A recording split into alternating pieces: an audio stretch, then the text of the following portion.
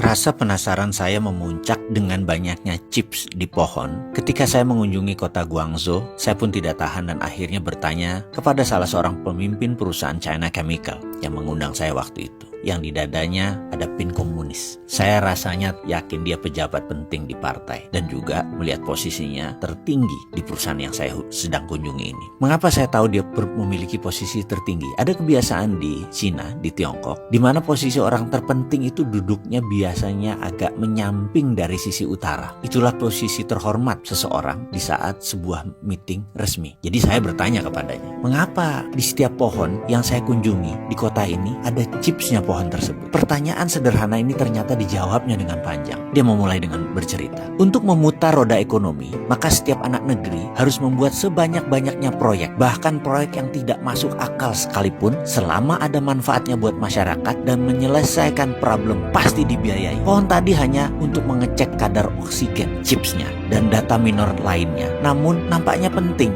Karena itu menumbuhkan faktor ekonomi. Karena itu proyek itu dibiayai oleh negara. Saya pun bertanya, yang maksudnya dibiayai itu apa? Dia melanjutkan menjawab, penciptaan uang di Cina berbasis proyek. Dan proyek ini harus berlapis-lapis, hingga 10 lapis kalau perlu. Kalau tidak, ekonomi tidak berputar. Kembali saya agak bingung. Maksudnya bagaimana? Tolong bisa dijelaskan lebih lanjut. Kita punya istilah sendiri for the sake of discussion, oke? Katanya. Jadi kita tidak menggunakan bahasa yang umum maksud dia. Oke, saya bilang. Dia melanjutkan, kalau negara cetak uang, anggap itu adalah M0. Lalu, uang tersebut diberikan kepada bank, jadi M1. Lalu, disalurkan kepada pengusaha, jadi M2. Pengusaha tadi membeli tanah, jadi M3. Pemilik tanah tadi yang menerima uang tadi membeli sebuah pabrik, jadi M4. Uang jualan pabrik tadi dibelikan tanah lagi membangun usaha baru, jadi M5. Lalu dia membelikan mobil. Lalu terus menjadi M6, M16, bahkan M20. Pokoknya minimum M12 ke atas. Itu maksudnya. Lalu selagi dia bicara, kepala saya membayangkan sebuah diskusi beberapa bulan yang lalu dengan pejabat negara yang menyatakan setelah M1 di Indonesia di bank tersebut disalurkan ke M2, uang tadi oleh M2 dibelikan sebuah tanah menjadi M3.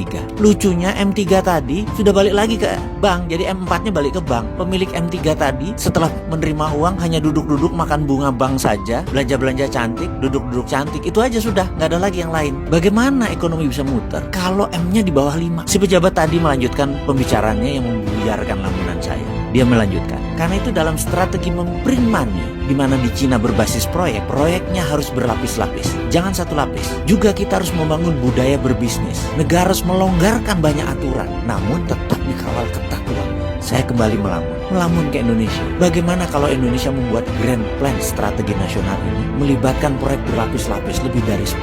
Kayaknya sudah boleh print money.